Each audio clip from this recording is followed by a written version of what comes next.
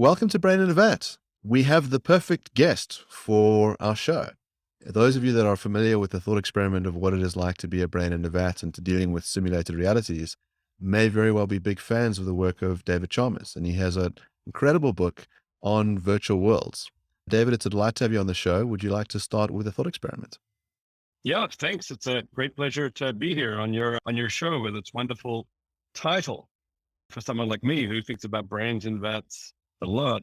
In fact, I thought I'd start with just an updated variant on the brain in a vat thought experiment, one which is going to be familiar to many of your listeners and viewers. This is the thought experiment of, could we be living in the Matrix? Could we be living in a giant computer simulation of reality where it's all generated by a computer?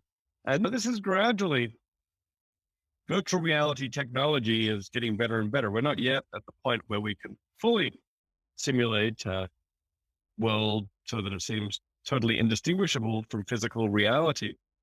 But give it another 50, 100 years, we may be able to do that. We may be able to connect people up to virtual reality systems that seem exactly like physical reality, and people would be able to tell the difference. And that then raises the question, could that be happening to us? Could we be in a computer simulation right now? And of course, this is wonderfully depicted in the movie, The Matrix, where I guess Neo, the Keanu Reeves character in The Matrix, is not quite a brain in a vat.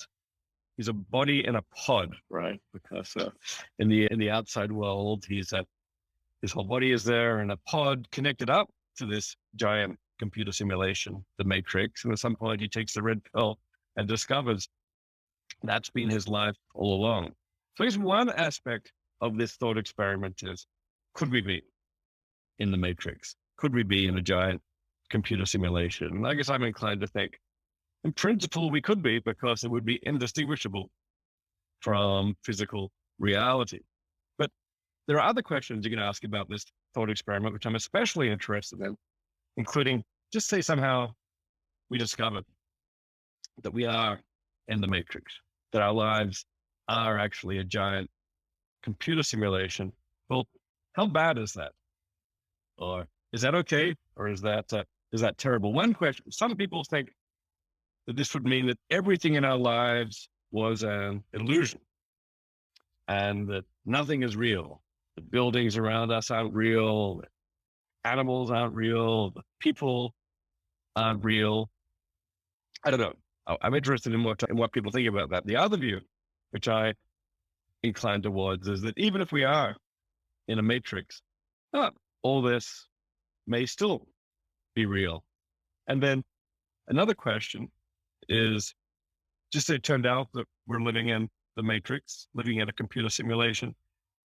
Does that mean our lives are somehow meaningless? Does that mean that life itself is miserable? It's a fiction. It's a place where nothing that we thought happened ever really happened? Or alternative view, if it turns out that we're in a computer simulation, our life is still meaningful. We still have relationships with other people. And although this would be interesting in many respects, we could continue to live our lives as before. So, okay, so the thought experiment is the Matrix, the idea that we're in a giant computer simulation. And then I think it just raises so many of these questions. Yeah, there's an infinite number of interesting questions. One of our previous guests who inspired the art behind us, it's a piece of art drawn for the show to represent simulation. And the guest was Kenny Pierce. And Kenny Pierce takes an idealist view on the nature of reality. So he thinks that what reality is just a combination of ideas. So for him, if we were in some sort of simulation, the simulation would be a series of ideas, and reality just is ideas. And so it would be no less real than any other reality, because appearances or ideas are what reality is on an idealist perspective. Now, you've mentioned that on your view, it wouldn't be that bad, or at least you've intimated, it wouldn't be that bad if we were in simulation. is the reason because you're also adopting this idealist perspective? Yeah, one way to get to my conclusion would be through idealism. I'm not myself an idealist, so that's not the way that I use, but you're absolutely right, though, that just say you did accept idealism. Here's one crude idealist slogan: appearance is reality. When it looks like there's a table in front of you, and it sounds and feels like there's a table in front of you, and all your evidence suggests there's a table in front of you, then there is a table in front of you, because reality just is appearances. That was roughly Berkeley's idea, the great George Berkeley, the great idealist. So then if we were in a simulation, you'd say, well, all of the appearances are exactly as they would be in physical reality. It looks like there's a table, sounds and feels like there's a table, and so on. So according to the idealist, there would be a table. We'd have the appearances of the table, so we'd have the reality of a table. Now, these days, I think most people reject idealism because they want to hold there's more to reality than appearances. The intuitive view is that our appearances are produced by a reality outside our minds. For example, there are many regularities. I look at the table, I look away, I look back, it's still there. What explains those regularities in my appearances? Many people think the best explanation of that is some external world that goes beyond the appearances. I mean, at this point, even Berkeley brings in some element of an external world because he has God's mind out there to sustain the appearances. But yeah, I'm inclined to believe there is something outside our mind. So merely getting the appearances right isn't enough for reality. But inside a computer simulation, I want to say it's not just appearances. There is actually something out there generating your appearances when you use virtual reality or when you're in a computer simulation, and that's the computer. There's this extremely complex computer outside our minds generating what we see and hear and feel. I think that computer is basically playing the role of the external world. And so if it turns out that we're in a computer simulation, it's not that this will be a world of appearances. No, there will actually be objects out there generating my appearances. Just they'll be digital objects. There'll be processes in a computer generating the experiences of a table, generating the experiences of other people. And then I want to say there's basically the table really exists. It's a digital table. Digital tables may be different from ordinary physical tables as we conceive of them, but they're still perfectly real. So that's not quite idealism. I think of it more as a kind of structuralism. What actually is doing the work in vindicating physical reality is that there are structures out there, outside our minds, that generate our experiences.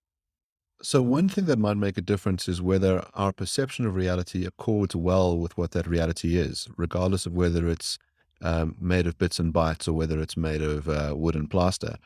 One of the things that might make a difference is whether all the beings that we encounter have their own conscious states or whether they're non-player characters.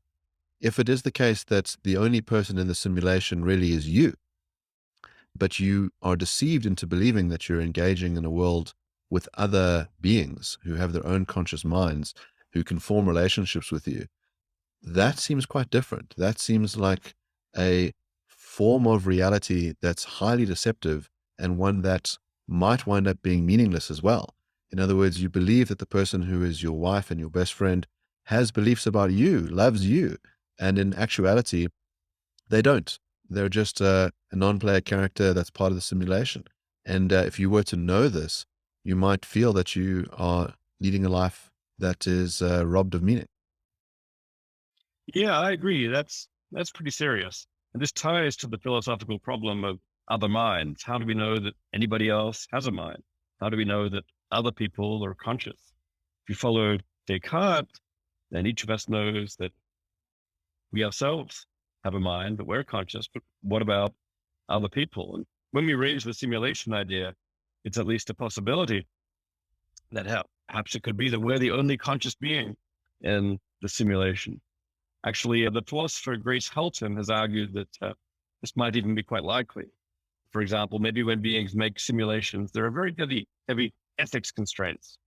Whenever you create a simulated universe, you'd be creating all these conscious beings with so much suffering.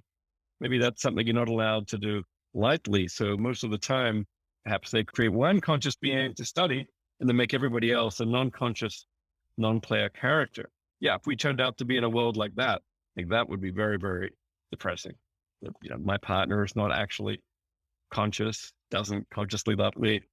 Everybody else out there is a zombie. Of course, the situation in the Matrix is, there are a lot of people in the Matrix are plugged into the Matrix with a biological brain and body. And then presumably, if biological brains are enough to give you consciousness, then they'll be conscious.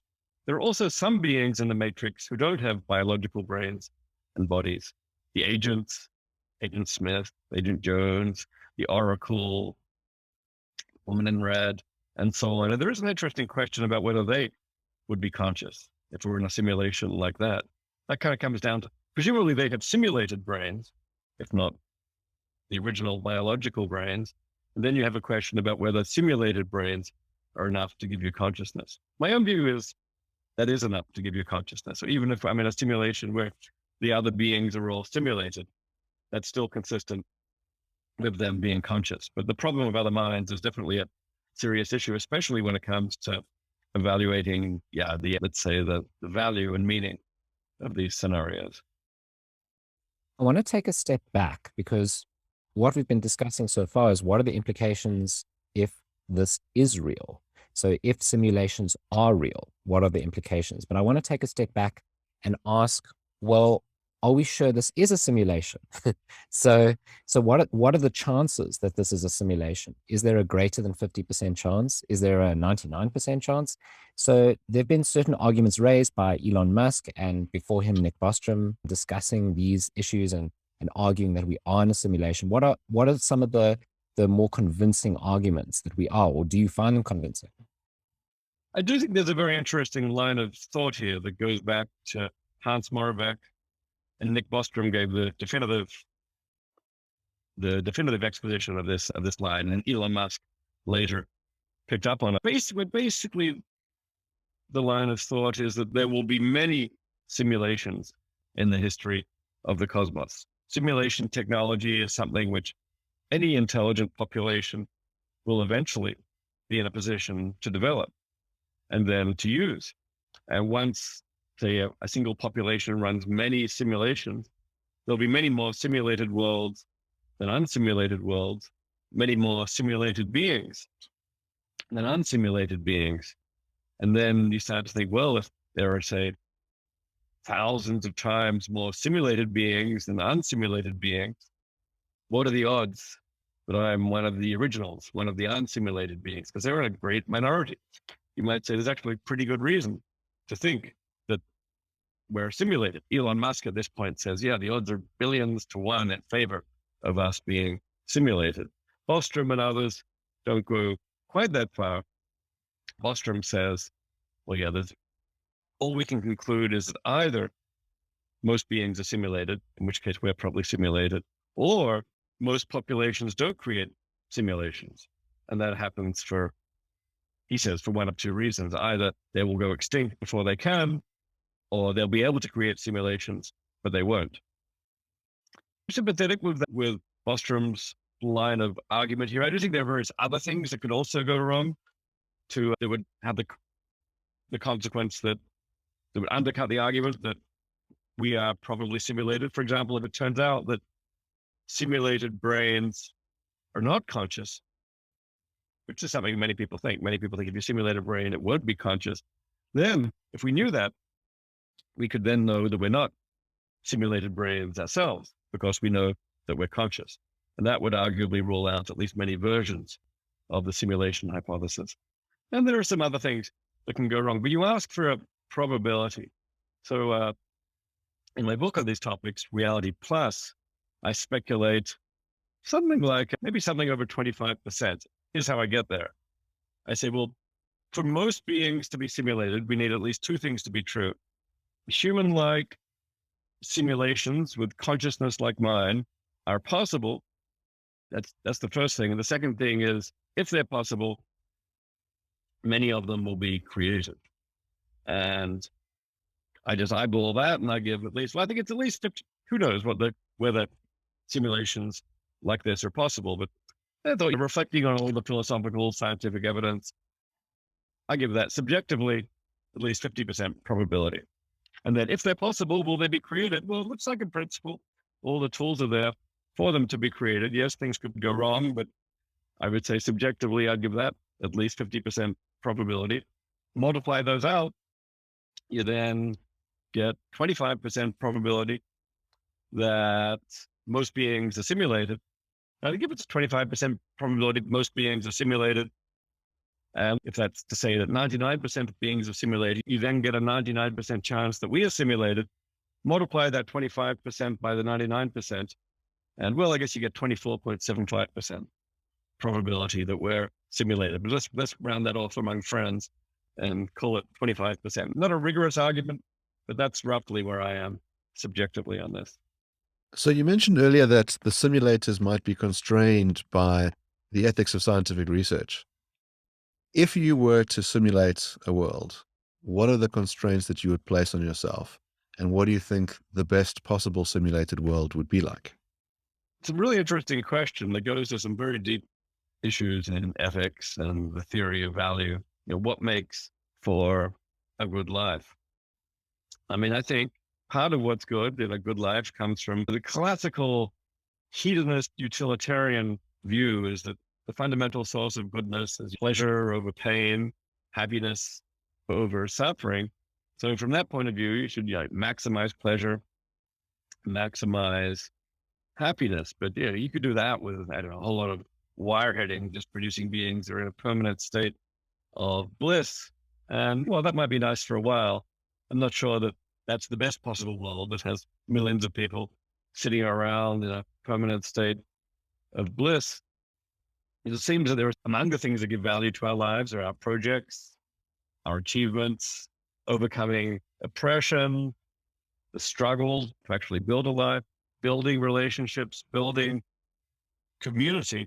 So I guess I would say that, the best possible world is going to involve some element of this. But, maybe it's a world that puts people in a position to achieve their projects, to build relationships, to build communities. And it's an interesting question, exactly what is the best possible world here? I mean, if everyone is guaranteed to achieve all their desires instantly, then maybe that's somehow too easy. And we get back to meaninglessness.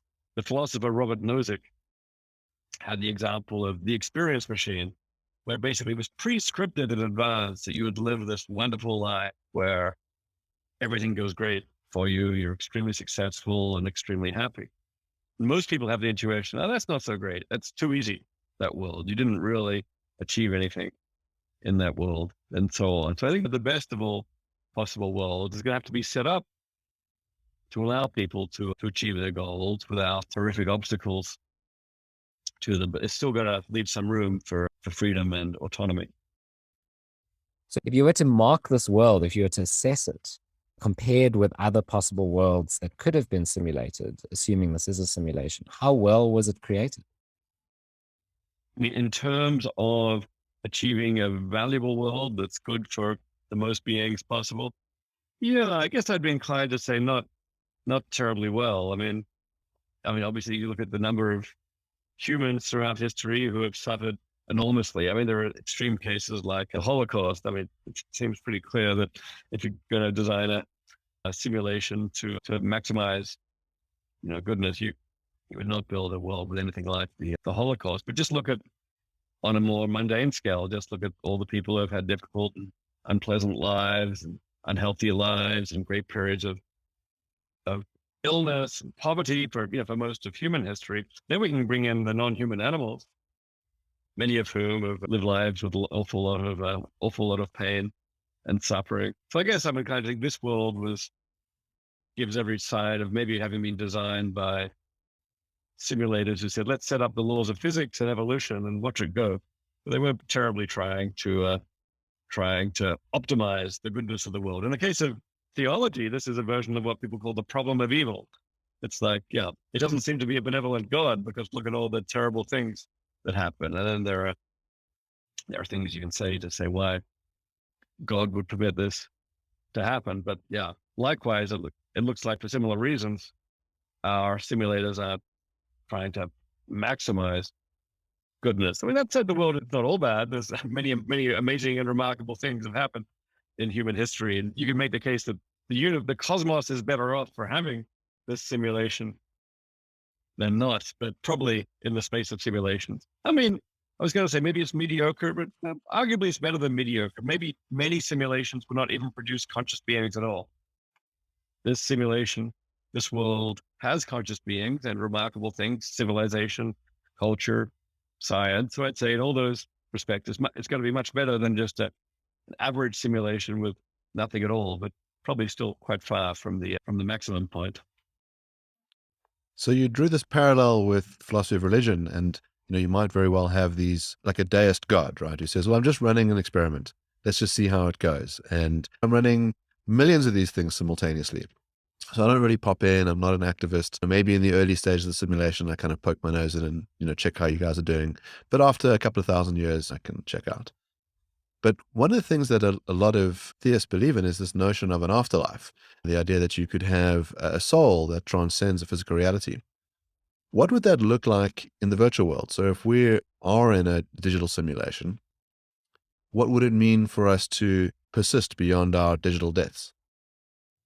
I've never been much of a theist myself. I've always thought of myself as an atheist, but the simulation hypothesis does open up an avenue to some of these traditional theist ideas, or at least to a naturalistic version of them, deism, if you like, as opposed to theism with a relatively naturalistic God. I mean, the creator, if we're in a simulation, the creator has some of the properties of a traditional God. At least they created this local universe, and they may be very powerful and very knowledgeable about what's going on in this universe. One analogy is what people sometimes call a demiurge, the local God that crafts our universe, even if not the top God at the top of the scale.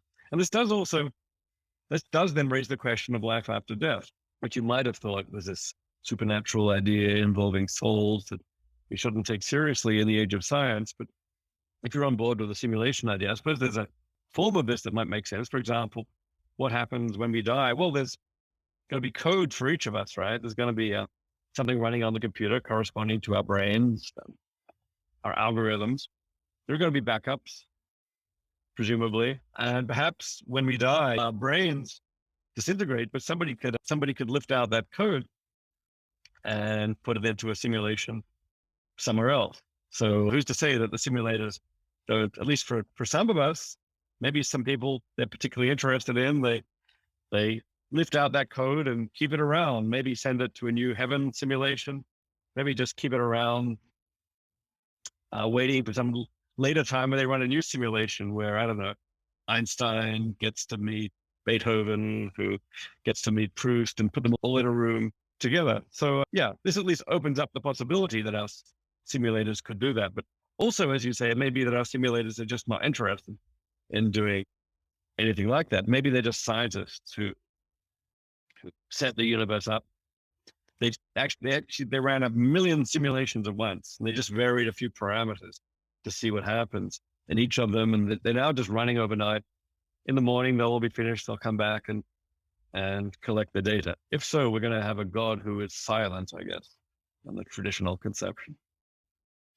So this raises some interesting questions around what makes you, you, in other words, personal identity. So if all I am is a piece of code, that seems very different from saying who I am is my body, or who I am is my memories, unless you're identifying that code with memories.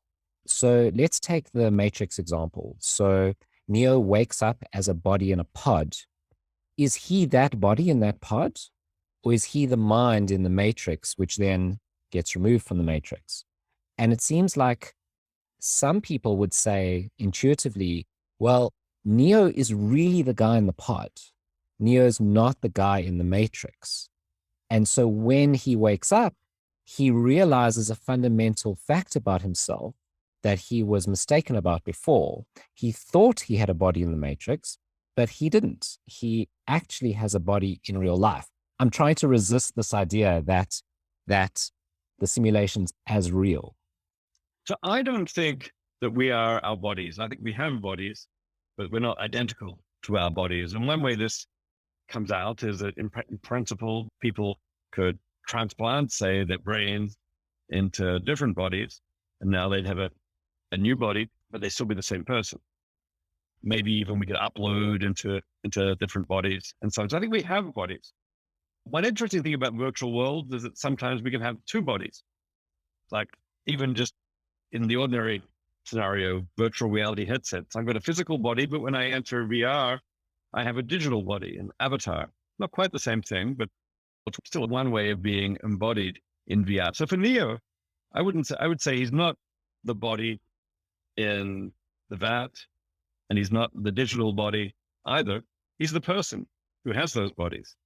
And at least there's a deep question, what is a person? But I do think it's much more closely tied to the mind than to the body. So maybe in the first instance, there's one conscious being here who is actually embodied in two different ways. Inside the Matrix, he's embodied in this ultimately digital body with one form.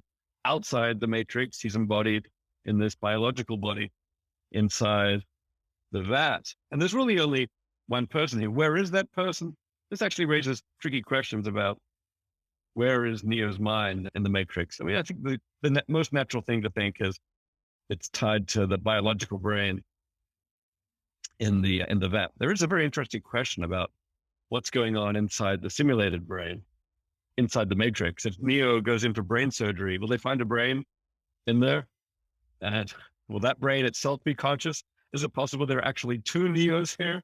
One tied to the brain in the vat, in the pod, and one tied to the simulated brain in the Matrix. My theory is this is why they have to make sure they keep those brains absolutely synchronized with each other to make sure you never get two people. And this, by the way, explains why if you die in the Matrix, you die in the outside world, because the brains are simulated. Brain death in the Matrix, brain death outside the Matrix.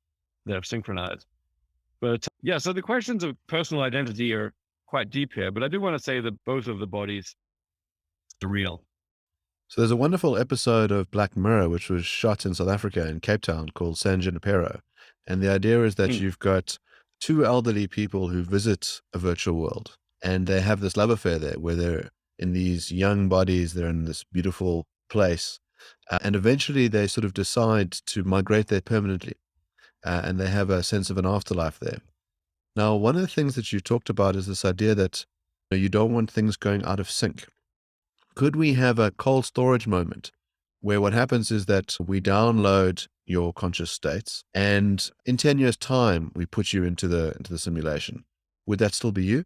Is it okay to have a hibernation? Or if there is any moment of discontinuity, do you cease to exist? What are the kinds of things that we would need for there to be the continuity? What memories would you need from the let's say the real, genuine physical reality that need to kind of cross over to the digital reality? Are we really creating new beings in that place, and the old being is dead?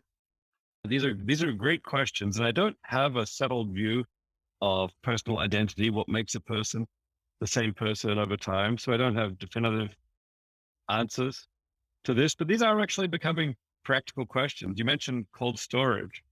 There's actually there are groups. There's a group called Alcor in the US, in Arizona, that actually freezes people's brains and sometimes their bodies as well, with the hope that later they might be able to reactivate them. Actually, they invited me to come give a talk to their group. So in about a month or so, I'm going out there, and for them, it's really important, these philosophical questions. What are the people are doing this in order that they could survive and potentially be immortal, or at least live a whole lot longer. And then they want to know what the conditions under which this will actually continue. I think most people have the intuition that if you just freeze the brain and then unfreeze it, maybe that's good enough because it's analogous to maybe what happens when we go to sleep at night. We lose consciousness and then we get it back. But there may well be a long period when unfreezing is dangerous and damages the brain. But you can instead do something like take all the information we have about the brain, run it through extremely sophisticated brain scans. Maybe they're also going to have records of our bodies and behavior and so on. Then they'll take all that and they'll reconstruct a person who's as much like you as possible. Will that be you? Or will that be a new person? Or there's also the case depicted in San Junipero, the Black Mirror episode, where they basically record the whole brain's activity and then upload it to a brain. And then the question is, would that be you? One thing that seems plausible to me is under certain circumstances, that could be you. If you do the uploading gradually, for example, if you replace your neurons one at a time by silicon chips, gradually end up with an uploaded version. I think it's pretty plausible that if it's you at the beginning, it's you when 25% of your brain is replaced, all this happens gradually enough, it's still you at the end. But if you go for the case where there's discontinuity, which you were raising, we go to a newly uploaded being, then things get difficult. I mean, in the case where the original biological person is still around, we also have an uploaded version. We're not terribly inclined to say that the uploaded version is the original. It's someone else. Now we get rid of the original. Now, so if we get rid of the biological original, is this going to make a difference? Well, I think it's still you. And if it is, even if it is, there's the question of how much memory needs to be preserved. I guess I'm inclined to think that what matters the most here is questions of the mind, questions of consciousness, questions of memory, questions of psychology. And I think all those things can be present in code just as much as with brains. And the code versus brain distinction doesn't ultimately matter too much. In fact, some of these issues will come up just if you duplicate the brain and make a new brain, as in the Star Trek teleporter. If you make a duplicate of you the same kind of brain, is that me or is that somebody else? Well, we don't know the answer to that question. We take polls on this question among philosophers. I've taken polls on this through a survey, through Phil papers. And philosophers are split on this, half. And then I'm split on this question myself. But this is a question, a philosophical question that we are going to need to resolve sometime before too long, because these technologies are going to be here and people are going to want some answers. So philosophers are going to be in high demand for answering these questions. And hopefully someone will come up with a better answer than I have. These issues around continuity are very interesting for Mark and I because we argue about this all the time. So I think it's fair to say at the very least that continuity helps for identity and discontinuity hurts. So if there's a competition, am I this being or that being, it counts in the favor of being A, that I'm that being, or it's me if I'm more continuous with that being. So discontinuity hurts. And then Mark and I have had these incredibly long discussions about whether coma patients are the same person, whether, let's say, you black out drunk and then wake up afterwards, are you the same person? You go to sleep, are you the same person, etc. And now this is an extension of that. You get cryogenically frozen and then rewoken. Are you the same person? It raises very interesting questions around death, when you die, when you don't die. But what's interesting is you could be quite Parfitian about this and say, well, there's degrees of continuity and there's degrees of perhaps not identity, but continuity, and continuity is what matters. And I survive to a certain degree through these other beings. So as soon as one inserts degrees, that's when I start to wonder, when we're talking about simulations, whether we can't say they're less real. Is real a 1-0? Is it a binary concept? It's real or it's not real. The simulation is real or it's not real.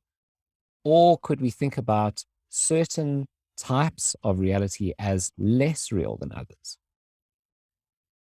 Yeah, I think many of these notions may ultimately end up being degreed. Well, one way I think about all this is in terms of the metaphor of our pre-theoretical view of the world is represented by the Garden of Eden, where everything is absolute.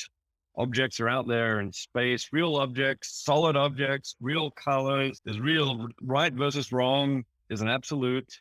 We have free will, and maybe personal identity is this absolute fact over time. Anyone in the future either is you or isn't you. But then science comes along and tells us, actually, well, it's not really clear that there are colors out there in the external world. They're a complex product of our minds, and maybe even space isn't fundamental, and morality is tied to our psychology.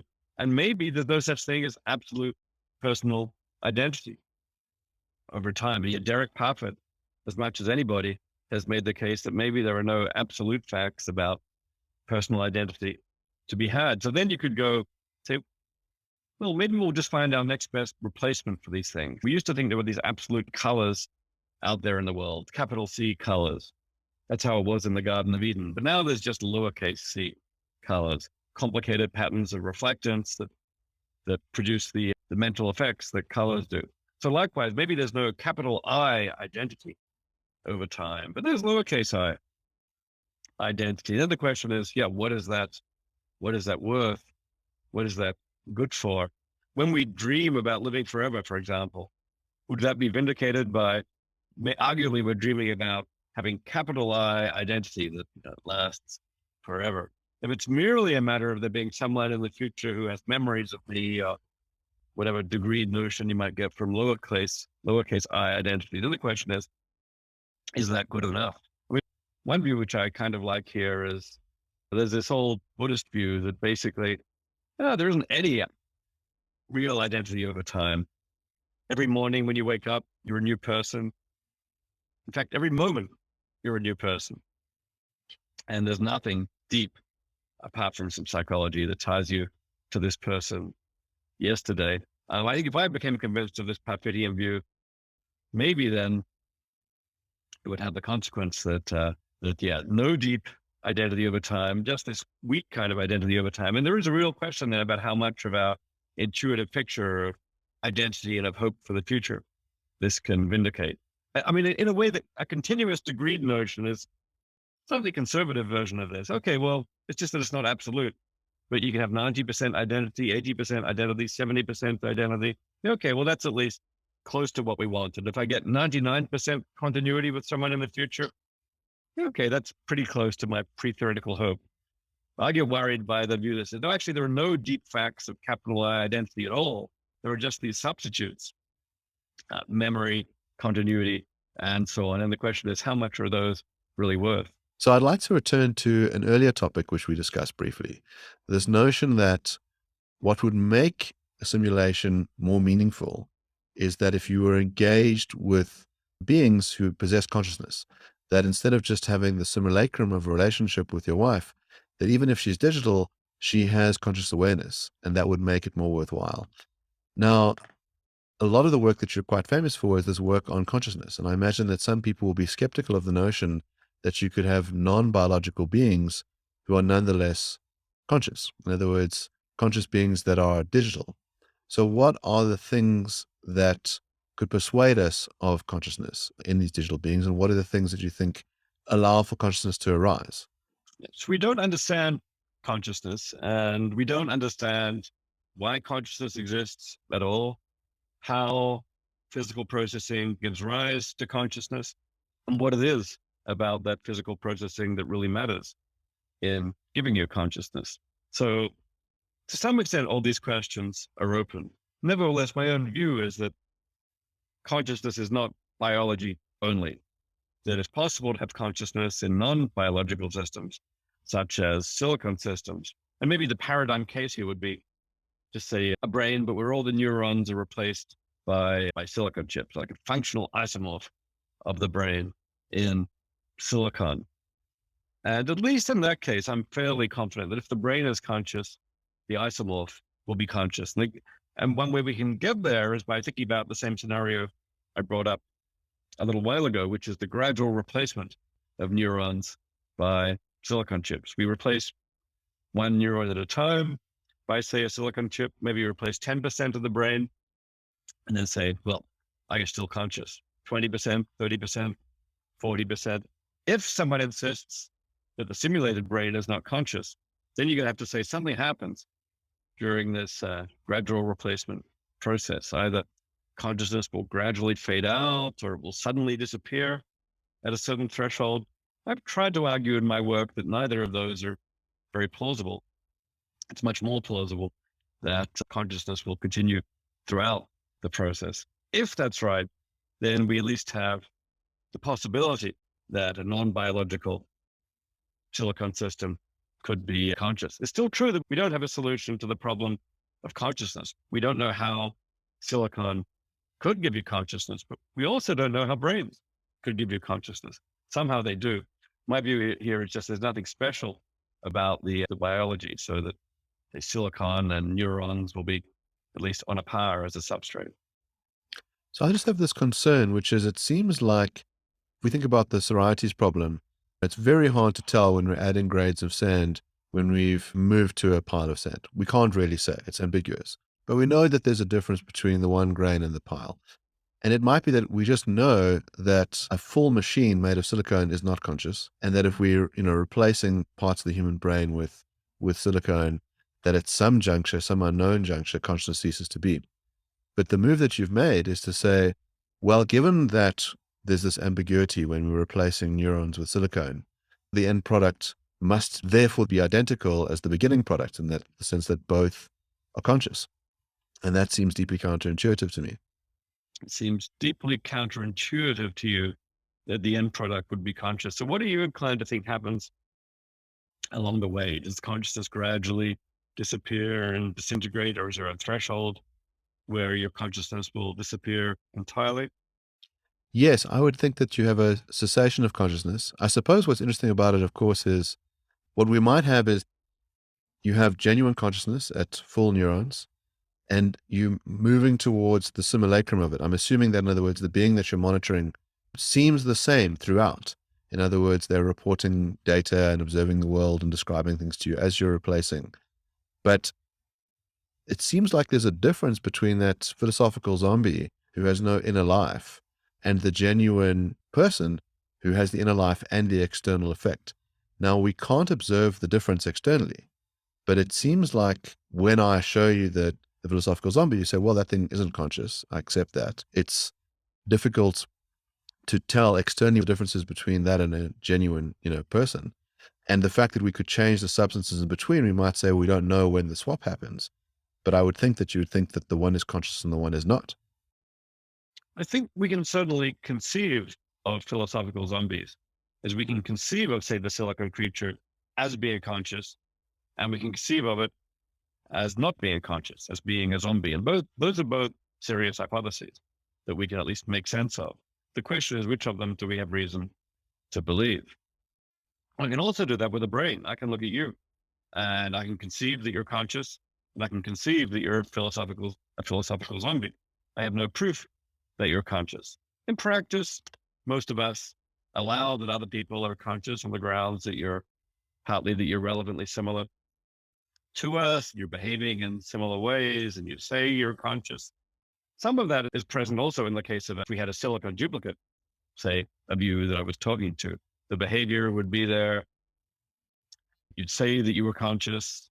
Now, of course, the similarities would be a bit lower because we wouldn't have the biology in common. We just have the abstract organization in common. But still, I'm inclined to think that the difference between biology, and it's hard to see how the difference between biology and silicon could matter so much here, given that we can actually substitute, go back and forth between, say, a biological version of a neuron and a silicon version of a neuron. And I think the question that someone on your side of this has to answer is, why does that make such a big difference? And what kind of difference does it make? Again, there's the whole question. Would it gradually fade out?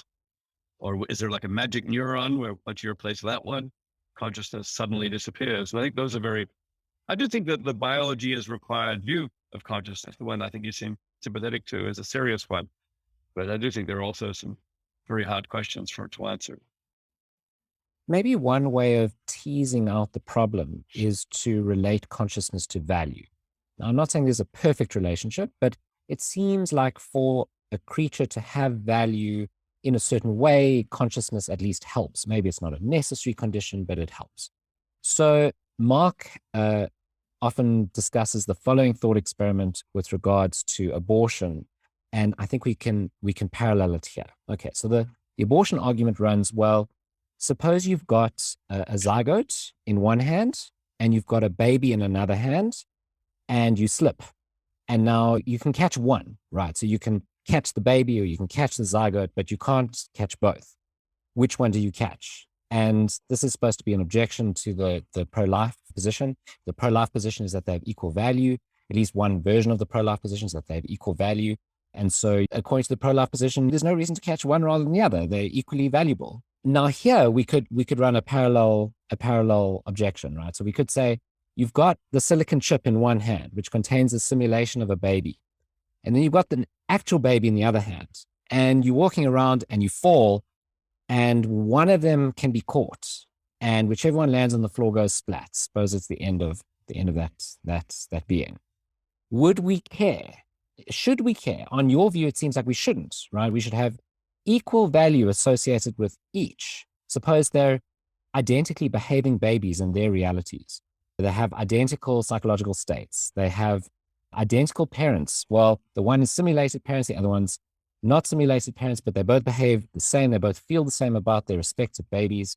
On your view, there should be no difference in how we feel about one falling on the floor and the other. But it seems like there is, right? It seems like we should catch the flesh and meat baby, not the silicon one. Yeah, I run a version of this actually in my book, Reality Plus. I call this the simulation trolley problem. It's kind of matches this up with the old trolley problem where there's one person on one track and 5 on the other, and you got to choose which track to go down. So the way I do it is on one track, there's one conscious being. On the other track, there's 5 simulated beings. You switch track from the one conscious being to kill the 5 simulated beings. If you believe that simulated beings are zombies that lack consciousness entirely, then I would say, in that case, then sure, switch tracks and kill the 5 simulated beings. I think consciousness is the ground of the meaning and value of our lives. So without that, they're just androids, objects, and they certainly don't have the kind of moral status that humans have. So in that case, it would make sense to kill the simulated being. But my own view is that simulated beings are conscious. They're not zombies. And I think that was the version that you were running in your thought experiment too, where the simulated baby, we're not to conceive of this as a philosophical zombie that lacks consciousness entirely. We're conceiving of the simulated being as a being with subjective experiences, and it suffers, it feels happy, and so on. In that case, I think this being has pretty much exactly the same moral status that a human baby does, and that we shouldn't kill 5 simulated babies compared to 1 human baby. That would be a moral mistake. I mean, psychologically, I certainly understand why we might feel as if we should save the human baby first over the silicon baby. It's a member of our species, it's biological, it's flesh. We have so many psychological reactions which are triggered to being biologically human and to protecting human babies and so on that might not be triggered by a robot version or a virtual version, which is made of cold silicon chips, or maybe only embodied inside of virtual reality, depending on how the case goes. But I'd be inclined to think we've got many psychological reactions that go against morality. I'd like to think that we'd be, just as we're able to expand our moral circle to go beyond members of our culture or our race to other human beings, even to other species. If we discover Martians, we might not be especially inclined to save Martians over to save 5 Martians over saving 1 human. But likewise, I think that would probably be a moral mistake. So I guess I think I'd want to distinguish the psychologically natural reaction from the correct moral reaction. And I'd hope that eventually we could come to include these conscious beings inside our moral circle. So one of our early episodes is called Do Robots Have Rights? And we interviewed Rob Sparrow. And Rob takes the view that in order for these beings to have rights, they must be embodied.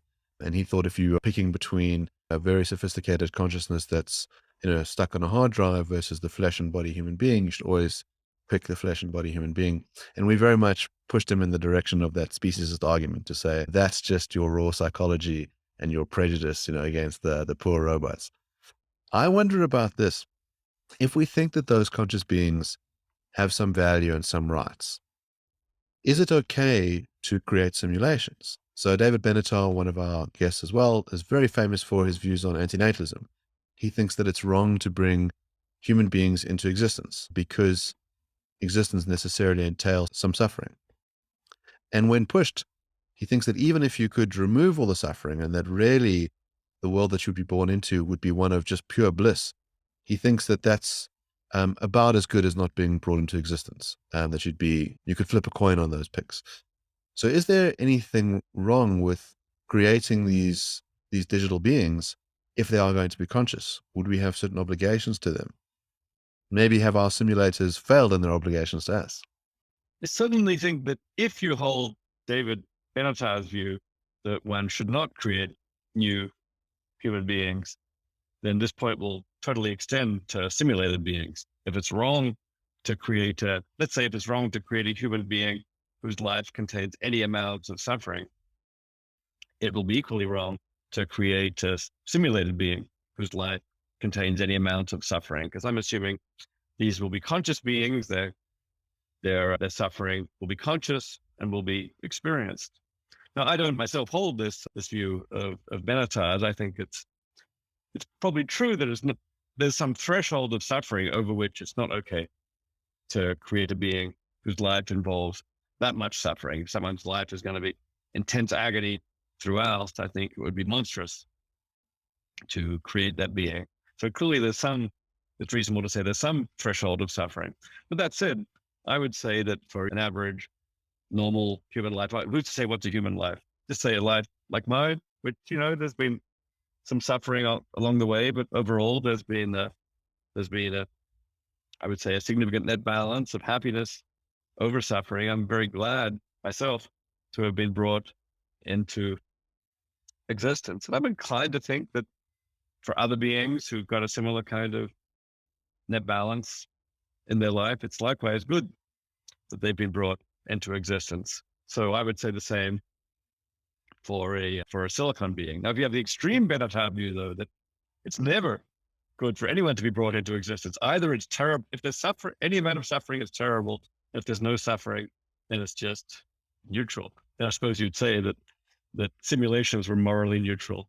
I suppose we'd still have if someone was interested in simulations for their epistemological purposes, like running simulations for science to see what happens, they'd still be allowed to run the morally neutral ones. Maybe actually, what we'd end up doing is just creating simulations with zombies, if that's possible. If it's possible to create philosophical zombies, if we figure out the trick, then maybe the ethics are going to require that when we run our simulations, we never create conscious beings because of all these problems. Rather, we run them with philosophical zombies. And maybe you could at least get some of the benefits, some say of the scientific or predictive benefits of simulations by simulating zombies.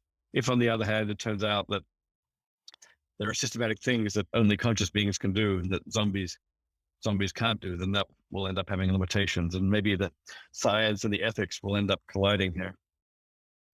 One of our other guests, Stephen Kirshner, he takes the opposite view from David Benatar's. So he thinks that life is great and that bringing new life into the world is fantastic, to the point where he bites some very strange bullets. But he would love the idea that virtual reality is reality, that you can have conscious virtual beings, because he'd say the best thing you can do is just go and create a ton of these, especially if they can in turn create more. It's astonishingly fantastic to create these virtual worlds. And it seems to me like that's counterintuitive. So it seems to me like when you create a new simulation with a whole bunch of virtual creatures, that you've done something incredible. That strikes me as just as implausible as the opposite view, which is that you've done something absolutely abominable if you're a David Benatarian. So I keep pushing this idea that, okay, there's some consciousness involved. Okay, there might be some moral value involved and some moral obligations, but I still want to say they're watered down in the simulation cases, that they don't count as much, and that I'm trying to push that intuition with these cases.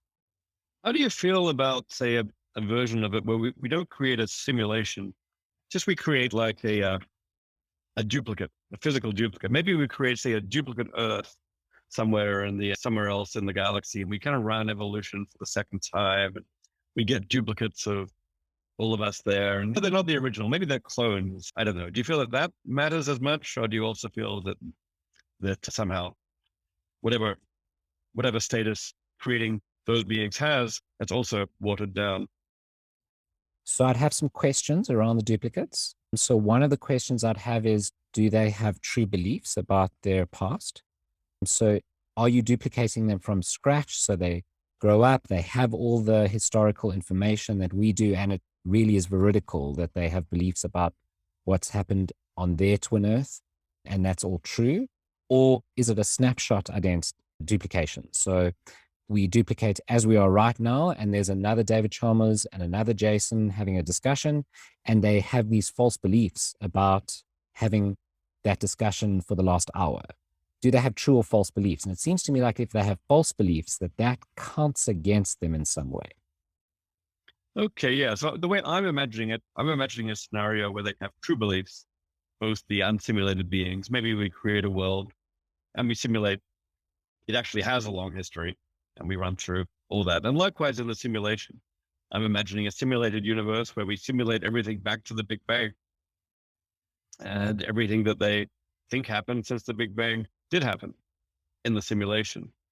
But that's interesting. If that's the main point of difference, then it looks like the evaluative issue comes down to an epistemological issue, or an issue about truth, and that we could remove that worry by establishing, at least in the case where the simulated beings are adequately positioned epistemologically, then they ought to be on a par. But is the difference between being just the difference between being computer generated versus being biological, or is it something else that matters here?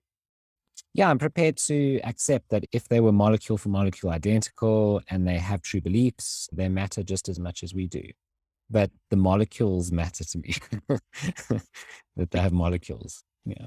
In any case, whether I take the Benatar view or the Kirchner view, I guess I'm strongly inclined to think that creating a simulated world is a momentous event. I mean, if it was a world of zombies, maybe it's not momentous in quite the same way. It's just a scientific experiment. But if you're creating billions of conscious beings, that is a morally momentous thing to do. Maybe it's wonderful. Maybe it's terrible. Maybe it's just on that balance good. And that is kind of on a par, maybe not good, God creating the universe and bringing conscious beings into existence for the first time. But to bring another 7 billion conscious beings into the universe, morally momentous, not at all to be done lightly. I very much hope when this is done in the future, it's extremely heavily regulated so that people aren't able to just do this at the drop of a hat, but only be done under very careful and limited conditions. But I guess that's a question for the regulators and the institutional review boards of the future. So one of the things that you hinted at earlier is that you've run surveys among philosophers about their philosophical views. So you really do have this scientific inquiring mind. And I've been reading those surveys over the years. And one of the things that I've always wondered about is how frequently people change their minds when we see this sort of divergence in beliefs about fundamental things around morality or the nature of consciousness. And we see trends shifting. Is it that people are shifting their minds, or is it that old people are dying off and new people are coming in? We do have data about this from the latest surveys. The first survey of this form, my colleague David Bourget and I did in 2009, and we asked 30 questions to many professional philosophers. Questions like mind, physicalism or non-physicalism, God, theism or atheism. And they could report which view they accepted or which view they leaned toward. And yeah, we got really interesting results. 56% of philosophers endorsed physicalism, to 28% not. 73% endorsed atheism, to about 13% not, and so on. Then in 2020, we did the survey again, this time with a bunch more questions, 70 more questions. We sent it to more people, but we also got to do longitudinal comparisons over time, both of the group and of individuals. And we did find, significant number of individuals changing their mind, and sometimes in systematic directions. I'd have to pull it out, the survey, to see exactly what the distinctive trends were. We also found cases where there was a change due to change in population. We separated out population level changes from individual changes. And I think we found both kinds of effects. So there were effects that seemed to correlate with having new people, younger people coming into the field with different views. And there were effects tied to individuals changing their minds. I can't, off the top of my head, I can't remember what were the things that individuals changed their minds over the most. But in some cases, this was tied to certain views, like non-classical logic is more popular in 2020 than it was in 2009, except there's been a greater openness to non-classical forms of logic. And I think that shows up both at the level of individuals. Some individuals have become more sympathetic to non-classical logic now than 10 years ago, and at the level of people coming into the field. I think that's fascinating, specifically that individuals change their minds, not just that sort of society looks different at different times. And specifically that it's individual philosophers, because I often get asked the question, have I changed my mind over the course of this show? So we've interviewed over 100 philosophers and have these robust discussions about various things. And I'm often asked, have I changed my mind about anything? And I haven't. Really? Not even about something very minor that you hadn't thought about before, and now you've maybe, thought about yeah, on details, sure. So I now think that certain objections are stronger or weaker than before, but I haven't had a Dionysus experience where I sort of go 180 from utilitarian to Kantian, vice versa. And I assume that was the experience of most philosophers, that they get their PhD and they ossify into a certain position. And sure, they refine the arguments for and against, but that's their position. It's very interesting to hear that that's not the case. It's possible maybe that on the things that matter most to somebody originally, they don't change their mind that much on that. Maybe occasionally when big developments happen or they have a big new idea. But I think one thing that happens a lot is that there's only a relatively small number of philosophical issues that we have strong commitments on. And on other issues, we develop commitments over time. So for example, I changed my mind about this I started out as a Cartesian. We thought that if we're in virtual reality, none of this is real. I changed my mind about that at a certain point. That wasn't exactly changing my mind about a strong commitment. I hadn't written about, say, these Cartesian issues much previously. Rather, it was more like developing a new view. I think that happens quite a lot for philosophers. On the other hand, the questions of consciousness, on which had strong commitments quite early, is there a hard problem of consciousness? Well, I would say at most I've changed my mind on relatively detailed aspects of that question. Which form of which view is the most plausible? But on the big picture, the big strong commitments, I've changed less. And I suspect that pattern holds true. So if we did a Phil Papers survey that also included strengths of commitment, or have you published on this, and so on, then maybe we'd find it'd be interesting if we found less change of minds for the stronger and more established commitment.